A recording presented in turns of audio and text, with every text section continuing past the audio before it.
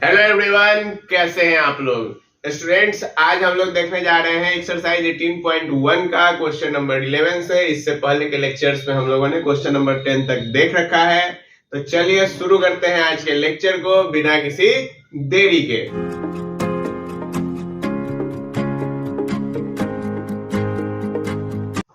देखिए students, question number 11 क्या कर रहा है। The fourth 10th and 16 terms of GP R X Y Z, यानी कि चौथा टर्म, 10वां टर्म और 16वां टर्म जो जीपी का है वह एक्स वाई और जेड है।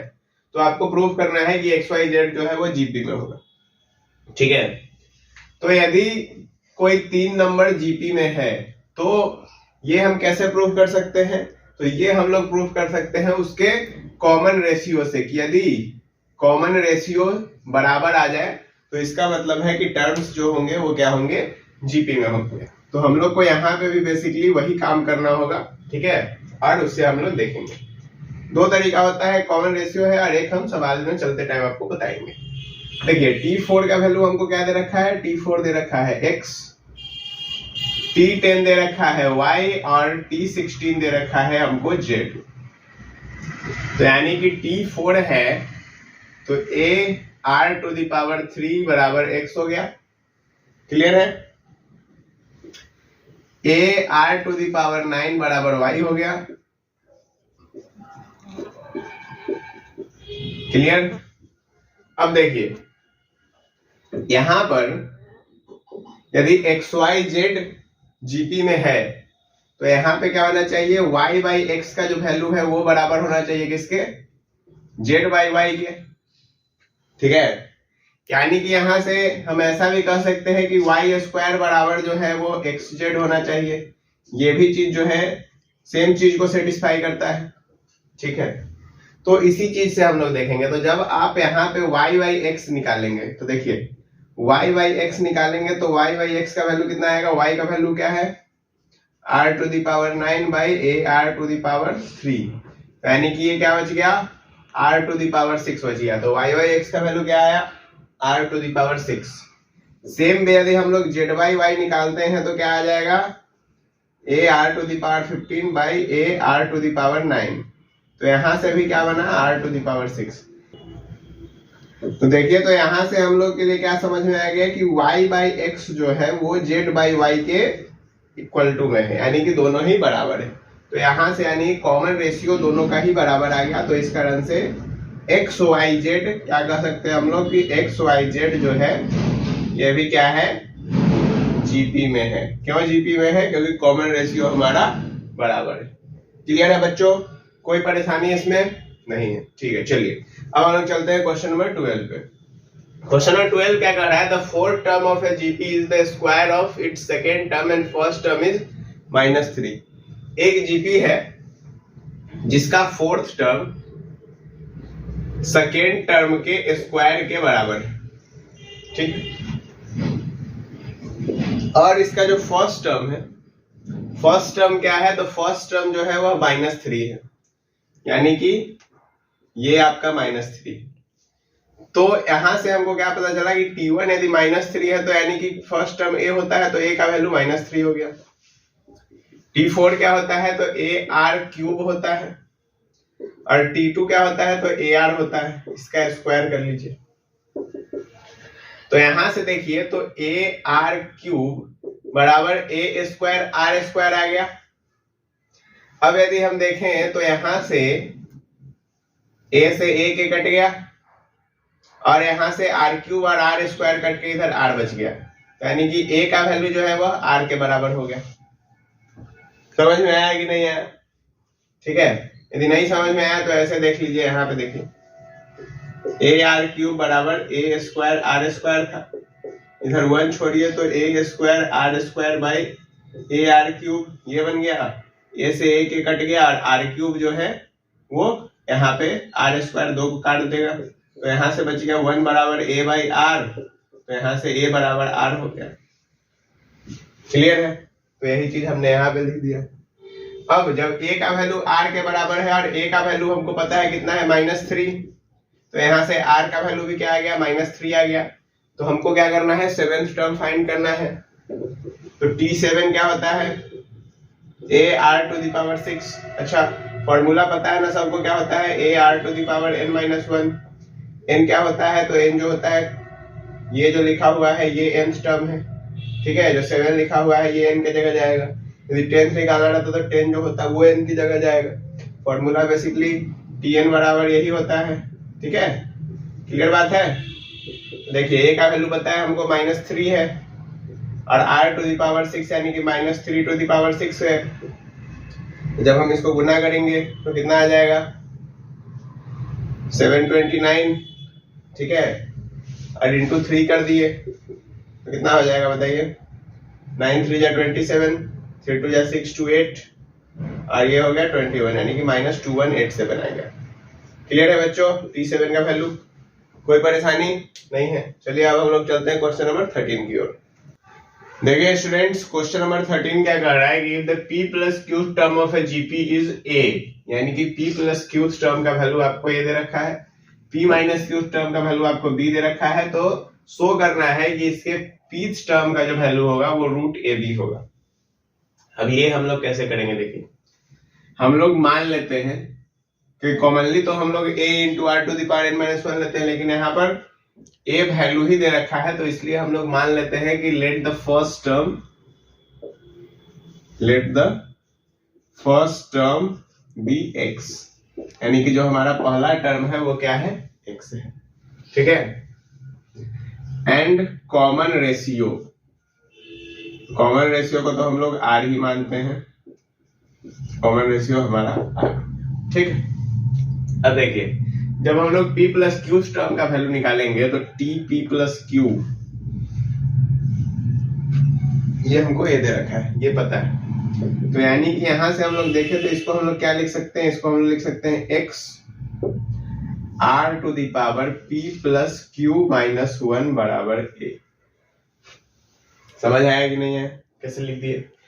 ये p प्लस क्यू था, ठीक है। तो tn का क्या फॉर्मूला होता है, a into R to the power n minus 1। अच्छा, a फर्स्ट टर्म होता है जिसको कि हमने x माना तो x आ गया, और r to the power n minus 1 तो n का वैल्यू क्या है, p प्लस क्यू है और -1 साथ में रहता है। तो क्लियर बात। तो ये पहला इक्वेशन ले लीजिए। अब देखिए p माइनस क्यू टर्म का वैल्यू हमको b दे रखा है,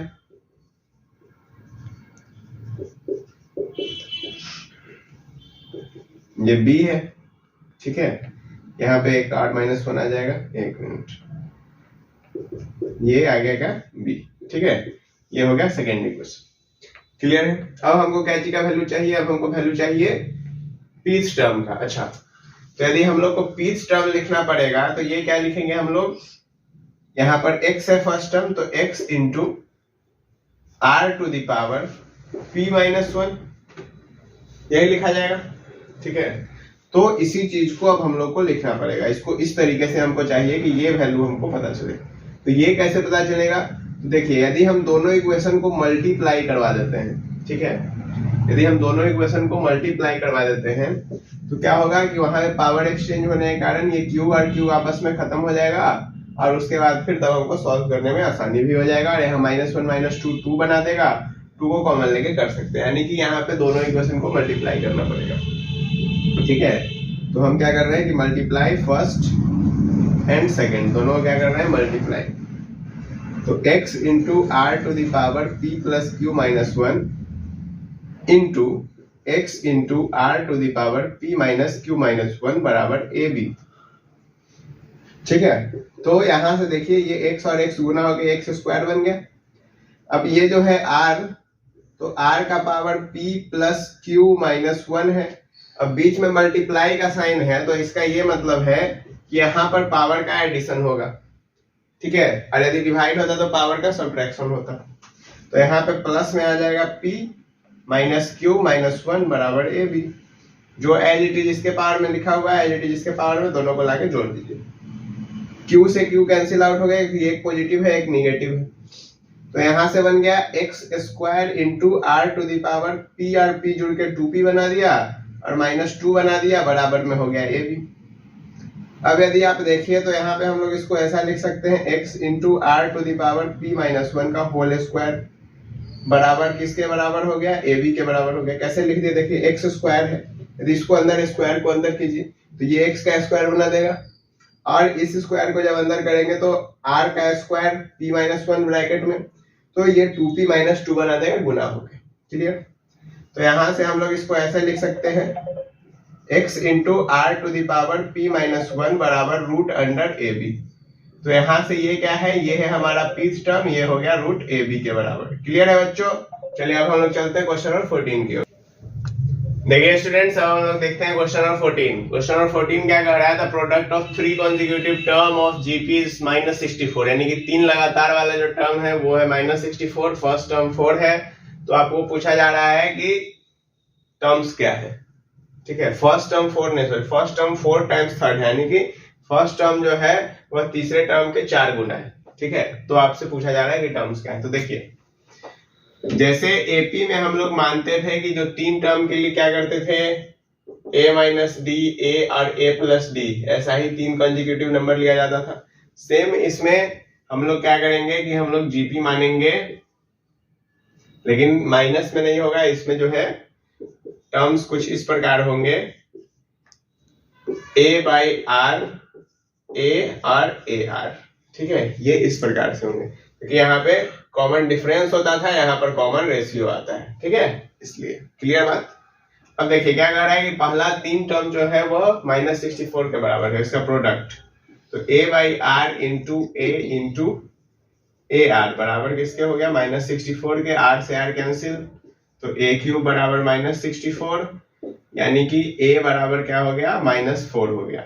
ठीक है, क्योंकि -4 का क्यूब -64 होगा। a का वैल्यू तो हमको पता चल गया। Clear?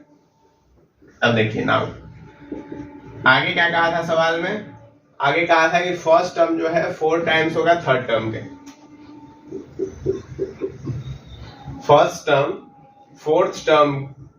Term is 4 times third term, यानी कि 4 times t3। First term is 4 times third term. तो यहां से फर्स्ट टर्म क्या होगा, फर्स्ट टर्म तो a ही होता है, और t3 क्या होगा, t3 होगा a इंटू आर स्क्वायर। और फर्स्ट टर्म का वैल्यू क्या दे रखा है, फर्स्ट टर्म का वैल्यू दे रखा है आपको -4 बराबर 4 इंटू आर स्क्वायर। या तो आप ऐसे कर ले, नहीं तो यहीं पे हम a से a को मार देंगे। ठीक है, ज्यादा माथा पच्ची नहीं करते हुए यहीं पे a से a को मार दीजिए, क्योंकि इधर आगे डिवाइड में जाएगा।